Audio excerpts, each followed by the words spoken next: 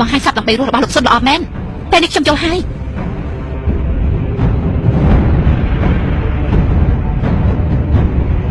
បងស្រីរបស់នាងគេប្រើល្បិចនេះហើយមែនទេប្រើហើយតែមកដូចបំណងបងស្រីខ្ញុំវិញនឹងចង់កសម្រាប់ខ្លួនទៀតពេលនេះតើតែខ្លួនផងក៏ត្រូវព្រះអង្គខំខ្លួននៅក្នុងសំណាក់តែជាវេទនាខ្លាំងណាស់បើអញ្ចឹងនាងជួយនាំពាក្យពីម៉ាត់ឲ្យបងនាងទៀតពាក្យពីម៉ាត់ណាតមសោយតមសោយ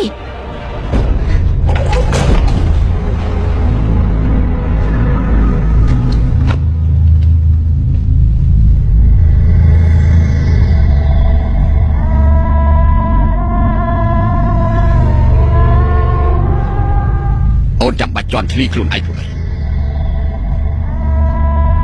អូនបាក់ភ្នែករមមើលឥឡូវក្រៅពីបងគ្មានអ្នកណាអាចជួយអូនបានទេ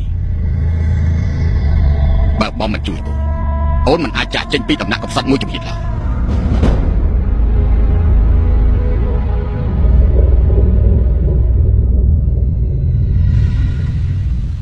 បើពិតជាតាមហូបមែនមិនចាំបាច់ព្រះអង្គមកថែពីនេះទៀតទេបងស្រីខ្ញុំប្រហែលជាដាច់ពោះស្លាប់មនុស្សម្នាក់ចង់រស់នៅបានស្រួលមិនមែនជាការងាយទេហើយចង់រត់ស្លាប់រត់តែមិនងាយទៅទៀតសូមលោកគ្រូជប់រំលឹកពាក្យសោះទៀតទេទោះឲ្យខ្លួនឯងស្លាប់ទើបអាចរកការរស់ឃើញតែពេលនេះមិនអាចប្រើល្បិចនេះទៀតទេព្រះអង្គបានធុញទ្រាន់របស់ខ្ញុំហើយបាននៅតាមហូបទៀតព្រះអង្គអាចចោទថាបងស្រីខ្ញុំប្រឆាំងនឹងរាជបញ្ជាព្រះអង្គប្រហែលព្រះអង្គកាន់តែខ្ញាល់ហើយអាចបរិហាជីវិតបងខ្ញុំទៀតមិនអាចទេអាចហើយលីទៅតឡើងក្រុមនេះមិននឹងអាចប្រហារជីវិតអ្នកម្នាក់នៅគ្មានមូលហេតុទេបងស្រីនាងគង់តែត្រូវបានជួយរំដោះទេអ្នកណាអាចជួយបងស្រីខ្ញុំចេញពីសំណាក់នោះបានឬមួយថាមានតលុកទេខ្ញុំមិនអាចចូលក្នុងវាំងបានធ្វើយ៉ាងម៉េចអាចជួយបងស្រីរបស់នាងបានទេអញ្ចឹងគឺអ្នកណាគ្មានអ្នកណាផ្សេងទេគឺនាងតែម្ដង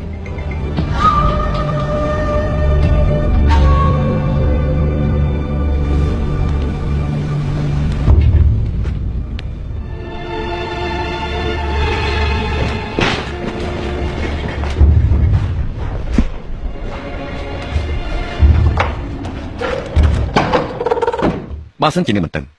គ្មានអ្នកណាអាចជួយបងស្រីរបស់នាងបានទេនាងគិតឃើញមកទីនេះរកខ្ញុំមកទីនេះអង្វរកខ្ញុំមិនបានជានឹកមិនឃើញថាអង្វរកខ្លួនឯងវិញទៅ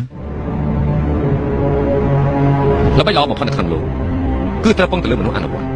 មនុស្សខុសគ្នាលទ្ធផលក៏ខុសគ្នាដែរកាន់តែស្ថិតនៅក្នុងពេលសំខាន់កាន់តែជួបនឹងគ្រោះអាសន្ន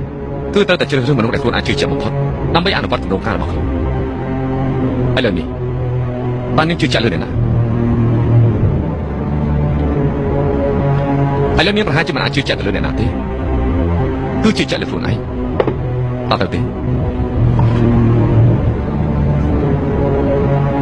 ខ្ញុំសូមបងអ្នកម្នាងមិនសក់អីមិនចានទៅអ្នកម្នាងគ្មានបាយចូលពោះពី3ថ្ងៃហើយទឹកមួយដំណក់ក៏គ្មានដែរបើព្រះអង្គដាក់ទោសវិញខ្ញុំម្ចាស់ច្បាស់ចេះទៅទទួលទោសហើយ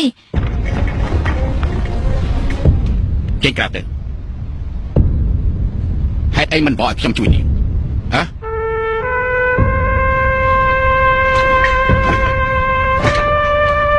នាងគួរតែដឹងថាឥឡូវក្រៅពីខ្ញុំខ្លាចខ្លាចគ្មានអ្នកណាជួយនាងបានទេរាជបុត្រក្នុងនាមបុត្រជារាជបុត្រទៅបញ្យល់អ្នកម្នាង3បែរជាមិនអាចបញ្យល់ដល់អ្នកម្នាង3ឲ្យផឹកទឹកមួយដណ្ដប់សូម្បីតែកំភ្លាំងបិទគ្នាលទ្ធភាពព្រះអង្គអ្នកម្នាង3ពិតជាមនុស្សដែលមិនយល់ការមែនធ្វើឲ្យព្រះអង្គខ្ញាល់ក៏ហិតទៅចុះប៉ុន្តែឥឡូវនេះបែរជាប្រាជ្ញាហាទៀតបើសិនជាមិនពិន័យធនធ្ងរទេថ្ងៃក្រោយក្នុងរាជដំណាក់ប្រកាសជាមានការជ្រួលច្របល់លោកប៉លោកយល់ថាគួរពិន័យអ្នកម្នាងមិនយ៉ាងម៉េច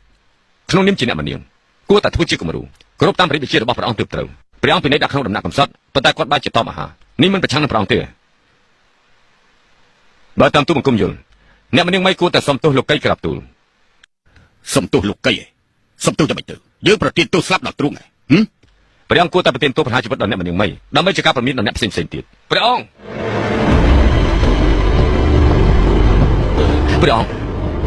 ក្រាបទូលព្រះអង្គទើបតារាងសោរីថ្មី